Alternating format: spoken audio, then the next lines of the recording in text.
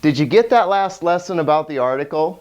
If you did, this lesson will be so easy, you just fall right asleep in this thing because it's almost exactly the same thing. The article followed a 2-1-2 pattern, and the 2-1-2 adjective we'll see is almost exactly the same thing.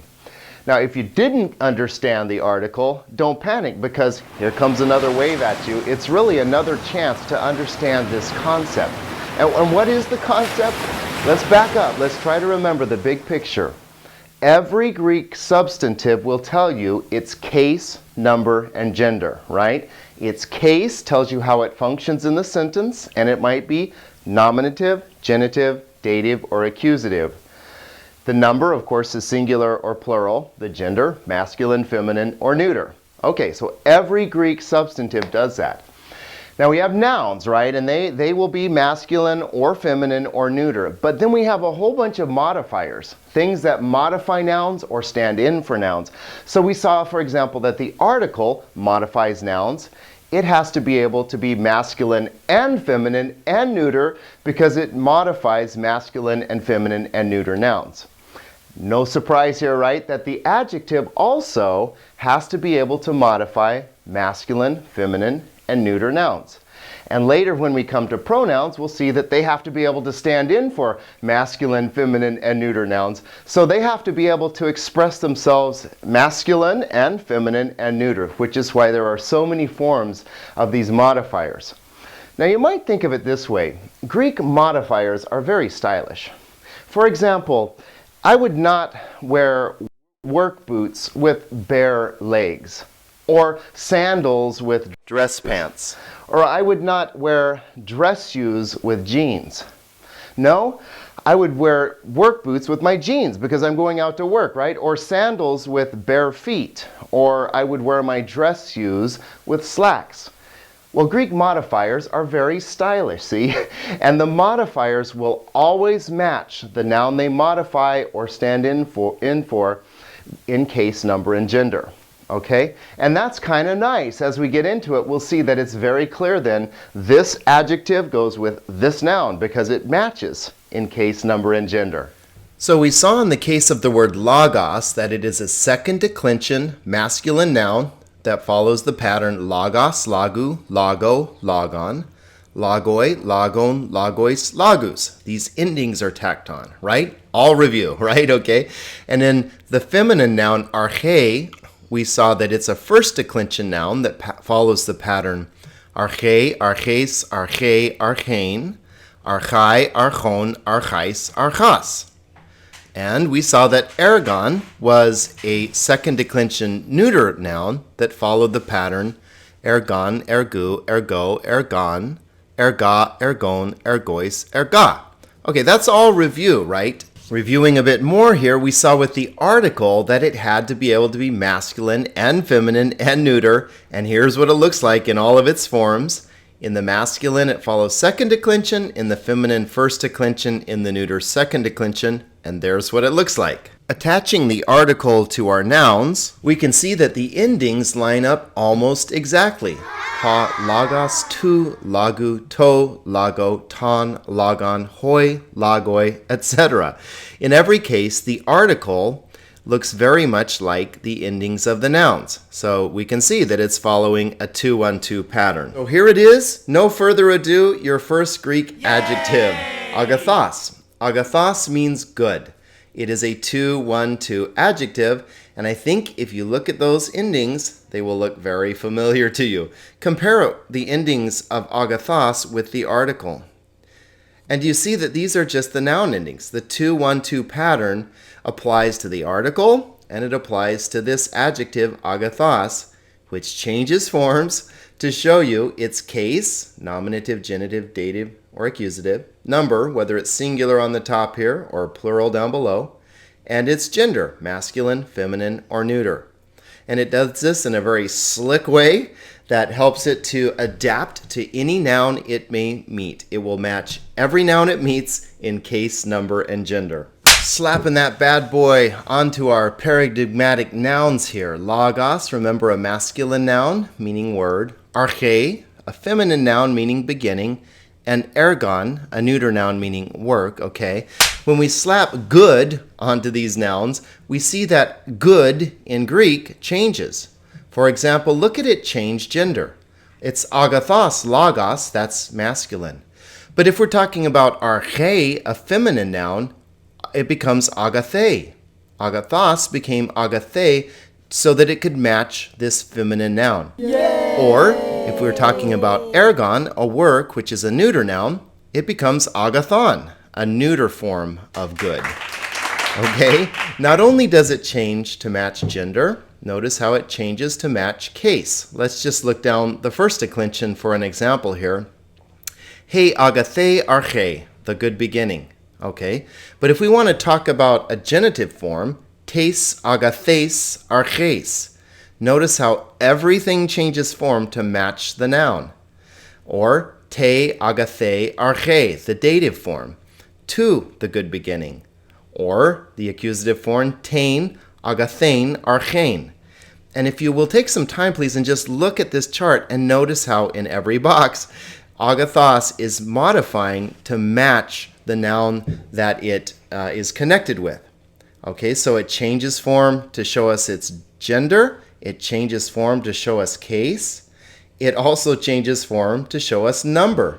So nominative singular is agathos, logos. But nominative plural is agathoi, logoi. See the ending change. Or genitive singular is tu agathu lagu, but genitive plural is ton agathon logon. Just notice how the article and the adjective change form. But now look at English. Look at how the word good changes form all across this chart. I'm being sarcastic. It doesn't change at all. English adjectives don't change form to match the nouns they modify because English is not a highly inflected language. Good, good, good, good, good.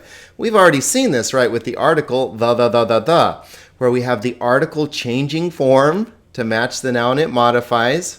We also have the adjectives changing form to match the nouns that they modify. And agathos changes form in a 2-1-2 pattern. I know I'm saying this a lot. I'm just really trying to drum this in. 2-1-2. What does it mean? It means that in the masculine, it follows second declension. In the feminine, it follows first declension. And in the neuter, it follows second declension. We need masculine, feminine, and neuter forms of this adjective, and we need to know how it behaves in every gender. So that's the secret of the adjectives. See how stylish Greek modifiers are? They always match in case, number, and gender with the noun they modify. And 2-1-2 just means that in the masculine gender it follows second declension, in the feminine gender it follows first declension, and in the neuter gender it follows second declension, 2-1-2. So isn't that sweet? The work boots go with the jeans, the sandals go with the bare feet, and the dress shoes go with the dress slacks. How styling. Now let me show you what some of these look like in the wild, in some first century text here, the New Testament. Here we have every, dendron agathon. Here's our word, agathon. Notice what it's modifying here. You can see them put together. Dendron is tree. So a dendron agathon would be every good tree. Mainly what I want you to see now is that the adjective changes its ending to match the noun that it modifies, in this case, the tree. Here's another example in the Sermon on the Mount where Jesus is talking about giving good gifts to your children. Here's the phrase, damata agatha. Here's our word good, right? And here's the noun gifts. It's plural and it's neuter. And so notice that agathos becomes agatha so that they match. Okay, I think you're getting the point. You might also notice here that the word order is out of place to an English here. We wouldn't say gifts good in English, but we would put the agatha before the damata, right? Good gifts. But Greek word order is very flexible. And in fact, this is a typical Greek word order, but Greek word order is flexible because it's not relying on the order of the word in the sentence to tell us the role that it plays. It's relying on these endings that we're learning, these patterns. So the ending agatha links this word good here with damata, gifts, good gifts. Here's a really good example because good is all over the place. We have the good man out of the good treasure, bringing forth good things. Lots of good here. So look at our first one, agathos anthropos, the good man. Okay, notice that anthropos and agathos, good, has changed form to match the nominative masculine singular form here of anthropos. So has the article, by the way, okay? But here we have out of, ek takes the genitive, ek to agathu thesaurou. A thesaurou is a treasure, so out of the good treasure, but notice the agreement. Genitive article, genitive form of good, genitive noun. And notice too, what we like about this one is it's in nice English word order, okay? And this is the verb, he brings forth agatha. That is a plural neuter form. So probably we're supposed to supply the idea of things. The good man out of the good treasure brings forth good things. And since it's right here and it's such a good example, let's keep going. Here we have the evil man out of the evil treasure. He brings forth evil things, okay? Paneros is another adjective. It doesn't mean good, but it means bad or evil, okay? So we have here, ha paneros anthropos. Notice again the agreement. And he brings these things, ek tu panerou thesaurou. Again, the agreement. The treasure here is genitive, so the adjective evil has to be genitive, and the article is also genitive. And he brings out the panera. Here we have another adjective with no noun to modify.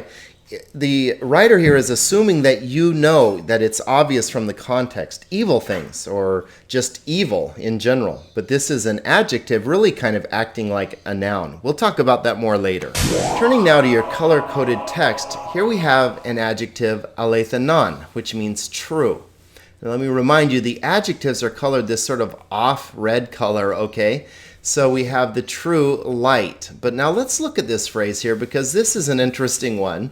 It's actually a pretty common form in Greek, but there are some interesting things going on here. Ta phos ta alethanon, the light, the true, which we translate the true light. Okay, well, where's the agreement here? All right, so what does this ending look like? Hopefully by now, that looks to you like a neuter singular ending, either nominative or accusative. In this case, it's nominative, but also the article helps you there too, because this is the nominative or accusative article, right? This is all has to add up. Now, here's where you may be a little thrown off, because we're used to seeing the noun ending match. But here we have phos. What's up with phos? Phos, remember, is a third declension noun.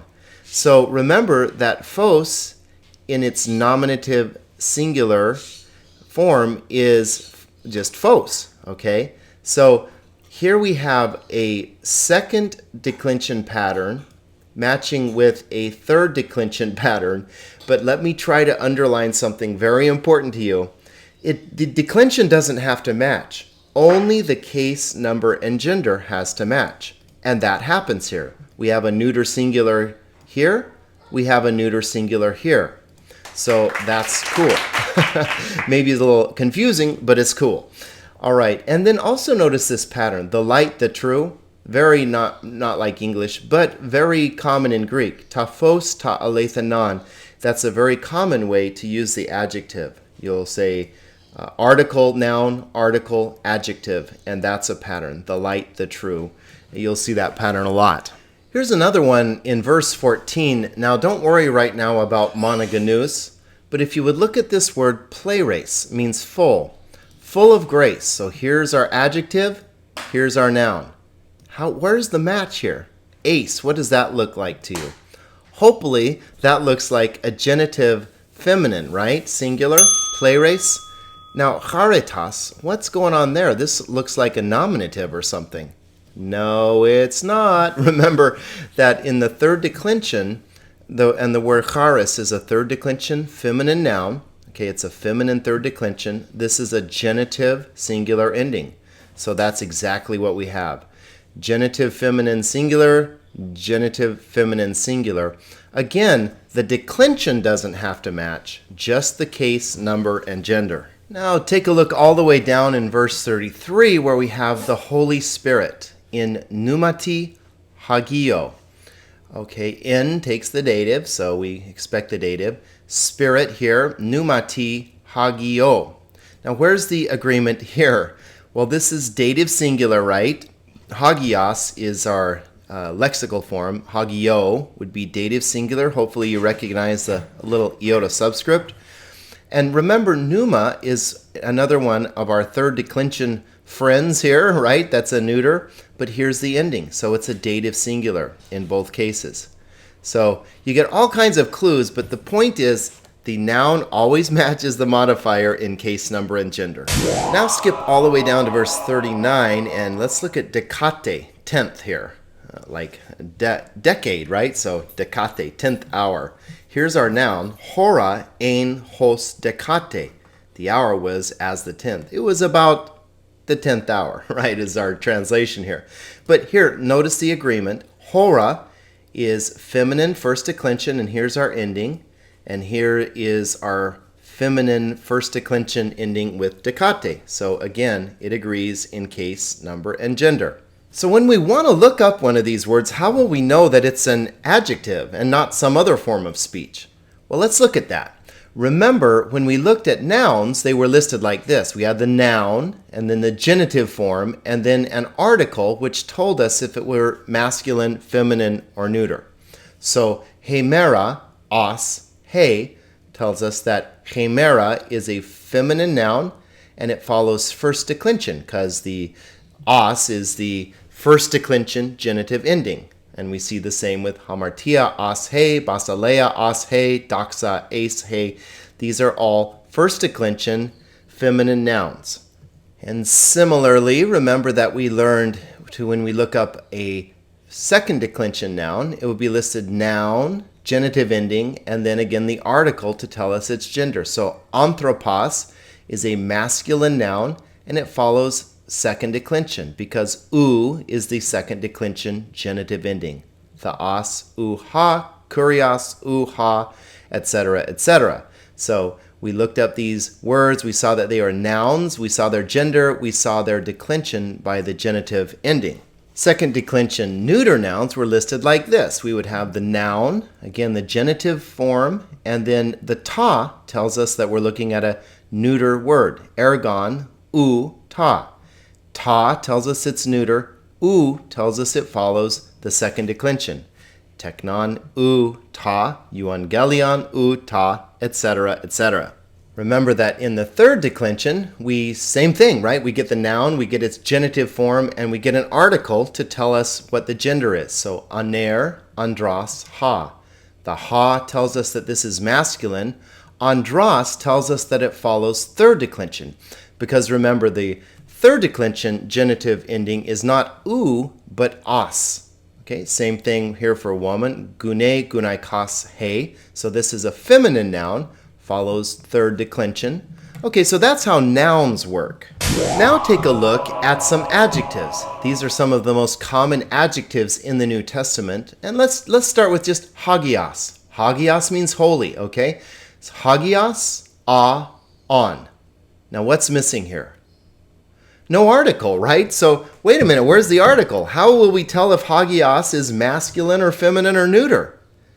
Well, it has to be masculine and feminine and neuter, right? So there is no article to say, like, for example, that hagios is a masculine adjective. There's no such thing as a masculine adjectives. All adjectives by definition are able to be masculine and feminine and neuter. So I'm guessing you probably are starting to put together what the dictionary gives you.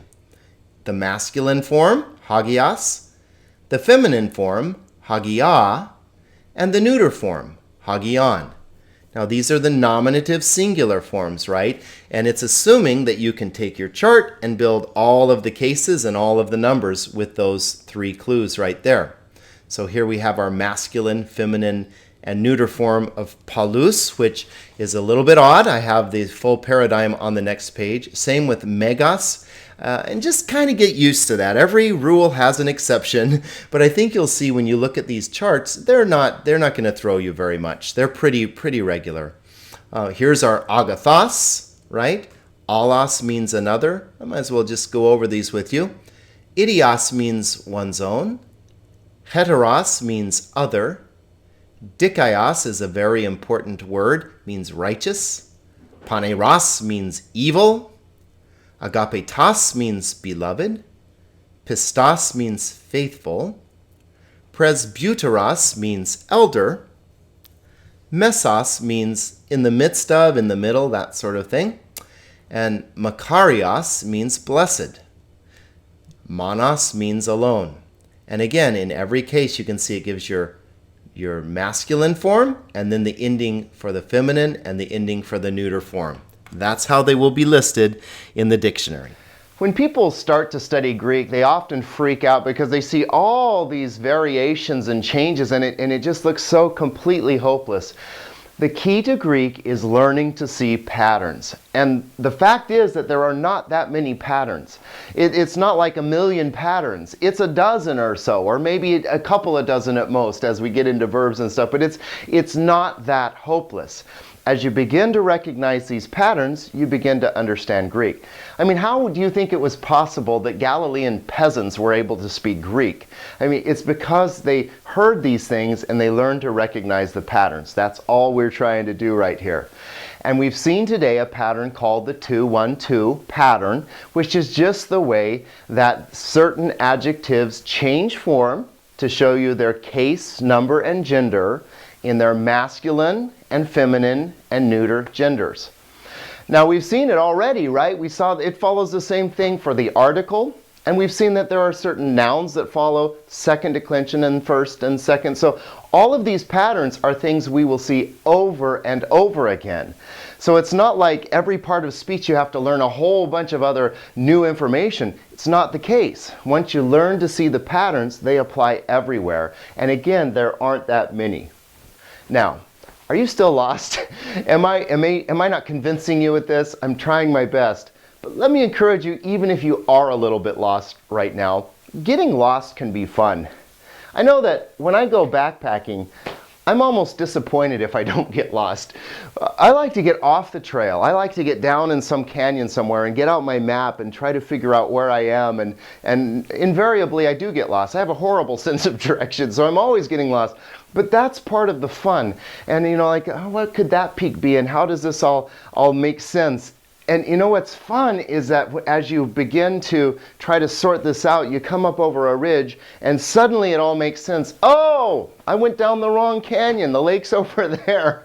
And that's part of the fun of discovery. So even if you are lost, may I encourage you to enjoy it a little bit because you won't be lost forever. Keep, striving on. You will find your way through Greek. I know it can seem like a maze at times, but it's very doable. If I can do it, you can do it.